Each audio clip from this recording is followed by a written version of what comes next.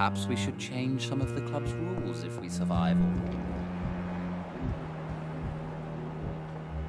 Concerning redheads.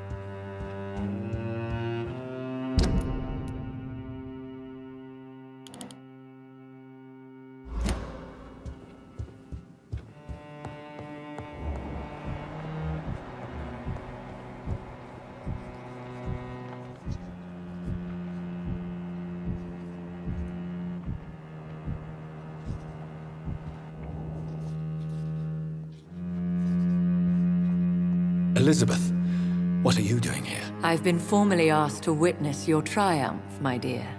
After all, isn't it the natural role of a woman to support her man in victory? But it's you who insisted I join the Ascalon. Please forgive my giddiness. I'm just overcome by the thrill of finally being allowed within these hallowed halls. You certainly have an inquisitive mind. It's quite something. Elizabeth Ashbury.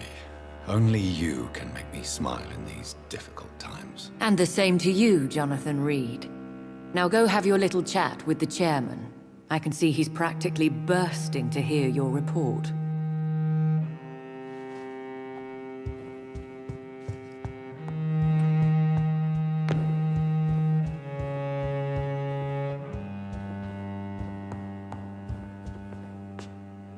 Welcome back to the Ascalon Club, Lance-Bearer.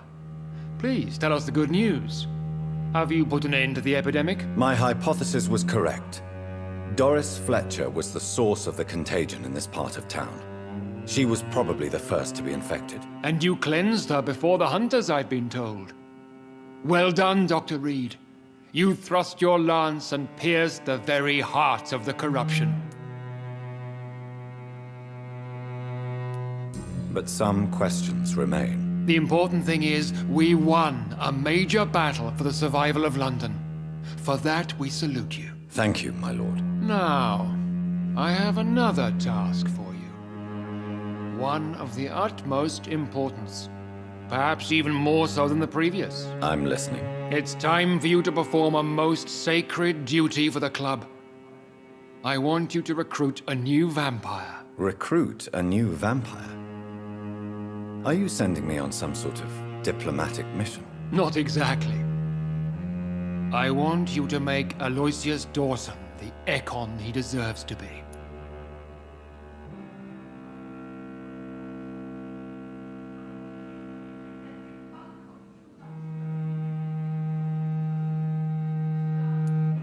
As you wish, my lord. Good.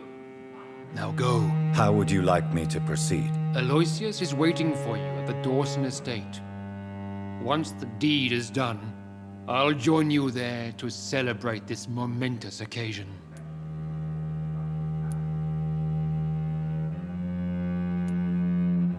Before I go, I have a few questions. All right, I'm listening. Why Aloysius Dawson? Because he is about to die. And he just may be the most influential man in England. After me, of course. Did he choose me? No, I did. My decision is very recent, to say the least, but it is entirely mine. Does he know I'm coming? He can't wait to become your progeny, Dr. Reed. Especially now that you have shown how strong your lineage is through your sister. You invited Lady Ashbury. Wouldn't that be breaking one of your cardinal rules? No women allowed. Not allowed as members, no. But considering the circumstances, I thought you'd like to have her here to witness your triumph. So it's a temporary admittance, then? Something of a bargain, considering the crisis we're currently facing. How would you like me to proceed? Don't worry. Aloysius has had many years to prepare himself. He has studied our kind for decades. Is there any danger? Our blood alters a mortal body so deeply that some don't survive the metamorphosis. They die for good. But Mr. Dawson has been preparing himself for a long time. So shall I just let him drink my blood? Yes. Aloysius will gratefully sup on your blood. His heart will slow, then stop. But he will rise again as one of us, an immortal. Goodbye, Lord Redgrave.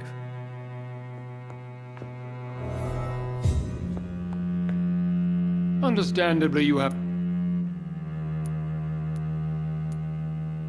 Goodbye.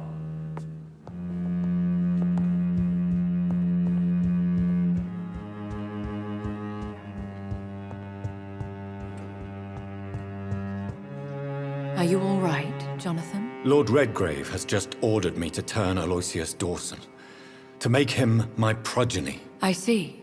And how do you feel about this?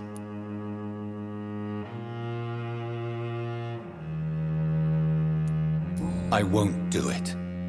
The very thought of it makes me sick. The real question here is, why has his lordship given you this task? Do you think it's some sort of trap? Do you really want to know what I think about this? I do, yes. To make an immortal of a soulless blackguard like Aloysius Dawson will only lead to a disaster for London. The man is already dead inside. Should I refuse?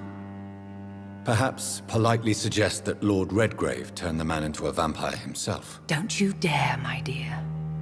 According to what I've recently discovered, his lordship could kill you for even broaching the subject. Really? Why? I've recently found proof that the Earl of Bristol is of lesser lineage and only capable of creating skulls. Please tell me more about your recent investigation. As long as you lower your voice. What would you have me do about Dawson? The man is dangerous. Did you know he plans to build a wall to separate the healthy rich from the sickly poor? Do not make him your progeny. What would you do? The man's dying already. Let the reaper harvest the rotten fruit that is his soul. What would happen if I made Dawson an Ekon like myself? You would add a powerful immortal into a suffering world. An immortal who already craves authority. Maybe I could teach him control, like you taught me. Lead him down the right path. Mr. Dawson spent his life searching for a way to cheat death. I'm sure he has spent decades dreaming of how he'd spend eternity as a tyrant. Are you sure your information about Redgrave is correct? He says he's the progeny of the great knight William Marshall, who lived some 9 centuries ago. That's a lie. Lord Redgrave is unable to create anything but skulls, if the poor souls survive at all. How can you be sure the information was correct? I made the acquaintance of a most interesting informer while investigating your maker, from whom I learned the truth about Lord Redgrave. Why so vindictive? You suddenly sound like you're angry. Forgive me, Jonathan. I hate myself for it, but I feel such pride in my discovery. I'm afraid I just can't help it. Which is? He did serve William Marshall. And yes, the blood he covets as a token does truly belong to that legendary knight. But he was never his progeny. His lineage is not so noble. Goodbye for now, Elizabeth. Goodbye, my dear. Please, be careful.